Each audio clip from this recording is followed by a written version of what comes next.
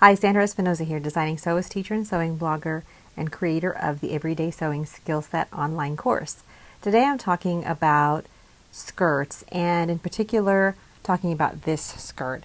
I decided that I didn't like it right after I went through the pleating and I tried it on. I haven't attached the waistband yet, and I just wanted to let you know that you can make some modifications sometimes to things that you're making that come from patterns, especially on things that are pleated.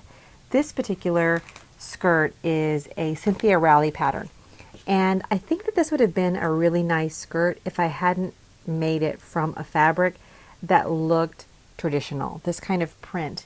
It looks funny to me because the pleats are irregular. They're not regularly spaced, and they're not all the same size, and they all don't face the same direction. Every pleat is different. And I'm fearful because I really like this skirt. I like the color of the fabric, and I wanted a full knee-length skirt to wear for the spring. And so as I'm making it and I saw that I tried it on, the zipper's already in and the pockets are done. I need to finish the hem and a detail on the hemline, but I noticed that it looked a little bit too homemade for my taste. And I think it's twofold. One, the pleats are irregular, so it looks like I didn't make the skirt right. Two, because the fabric is a little bit traditional, I feel like that makes it look like I don't know what I'm doing when I'm sewing it, or I got it from a flea market. I love thrift shopping. I think all of that is fabulous, but for whatever reason, this just looks too homemade for me. And so I am going to take you through a couple of steps that I'm going to do here to make this skirt pleating look like I want it to look. I want it to look more modern. And I think that's something to be careful of. This is a modern design, and I think, like I said before, in a solid color, it looks modern to have irregularly spaced pleats of different sizes. But in this fabric, it doesn't work right in terms of the design and the combination of that. So you need to be careful whenever you are choosing your fabric and the pattern you might be choosing. If you don't like the way it looks, you may have to consider making some modifications within the process of you making something like a skirt. So I do have my dress form that I use. I've had this dress form for 15 years. I used it to make my wedding gown. I know where I want the waistband to sit, so I marked with pins just along the line where I want this to sit. Now, I also could have used a ribbon and place it along that same line so that I can see how that might, where that line would be for the waistband, and I could see how that would organize itself. But I have already stitched these pleats in place. I haven't pressed them, thank goodness I have not pressed them, but I do need to go back through and actually need to take out all of this stitching, and I will reposition the pleats. So what I'll do is bring one large pleat and have one inverted pleat here at the center instead of having 1, 2, 3, 4, 5 pleats, and making it different that way. There's also a lot of extra fabric here. The size that I measured, let's just imagine that that's the center of the skirt. The size that I measured is giving me about 2.5 inches extra of fabric on either side of the front and of the back. That means I have about 10 extra inches of fabric here at the waistline, which of course would just not work. I need to account for all this extra width and work that into my new pleats. So I'll show you the process of repositioning these pleats before I sew the waistband on. Here's the center front, and you can see those are my two marks for the waistband matching. And you see how funny these pleats are, and I just don't like them. You can probably see better from this side. They're all spaced in an interesting way. So I'm just going to come through. So just come along and continue to take out all of the stitching for these pleats.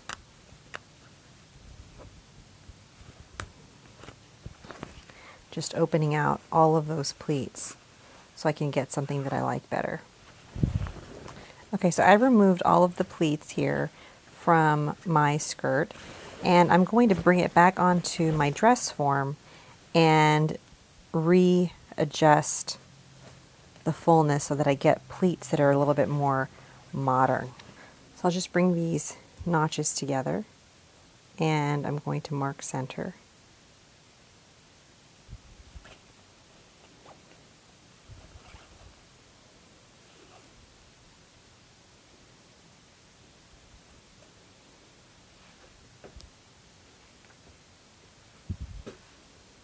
I'll just pin here at the notches.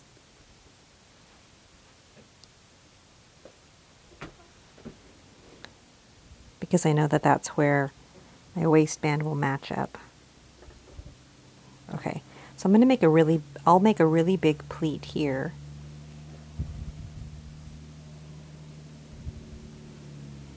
I'm just going to let it fold in line with my notch and bring this fabric to the center line.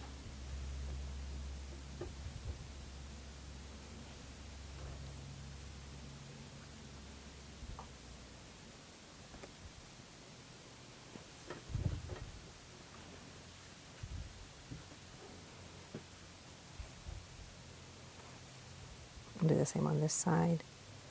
Just bring that to the center line. And I'll probably readjust this here in a minute. I just want to see what this looks like to see if I like it.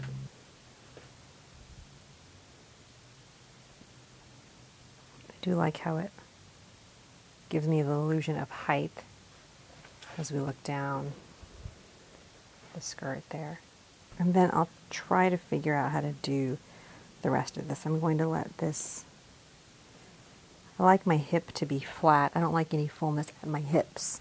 It makes my hips look too big. So around here at the side, I have my pocket. I'm just going to let that sit.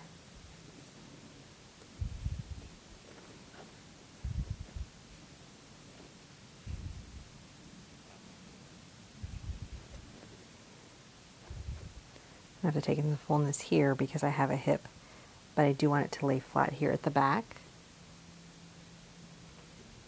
Just going to let it, I'm going to let the hip line meet, keep that straight, and whatever fullness I have here, I'm just going to let it be there, just so I can figure out how this rest of this is going to look. I might do a second pleat, just in line with that first pleat, just bringing that fabric right in line and then letting it overlap. So all the fullness is at the front of the skirt, and just see what that looks like.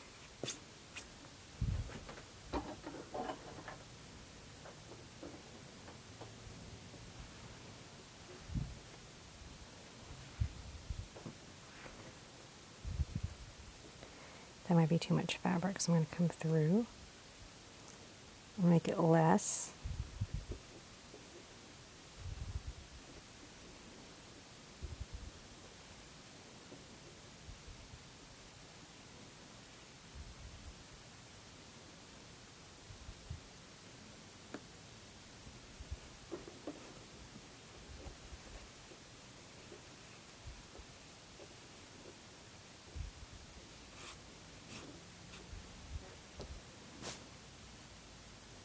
So that there are two pleats there.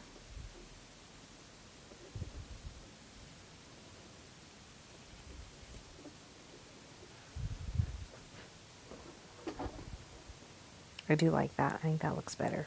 It keeps the line smooth here at the hip line. So I'm just going to repeat that here.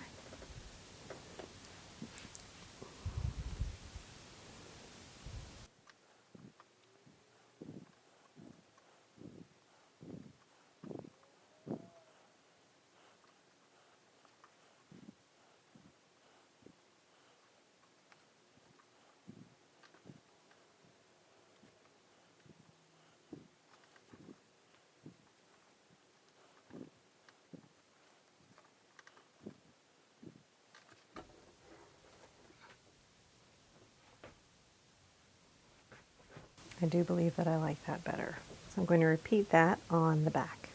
Okay, so you'll see with just a few modifications and just making one large pleat at the center and redistributing the fullness to other pleats here at the sides that I got a more modern look, and I'm actually more excited about this skirt than I was previously. I will make this more exact and go back through and baste the tops of the pleats. And once I finish that, I'll just move on forward with constructing the waistband and finishing the hem detail. And my skirt will be done. If you want to see more on how this project evolved, you can always check out my website at ethelandI.com. Thanks so much for watching, and remember to sew with intention, because every stitch you make matters.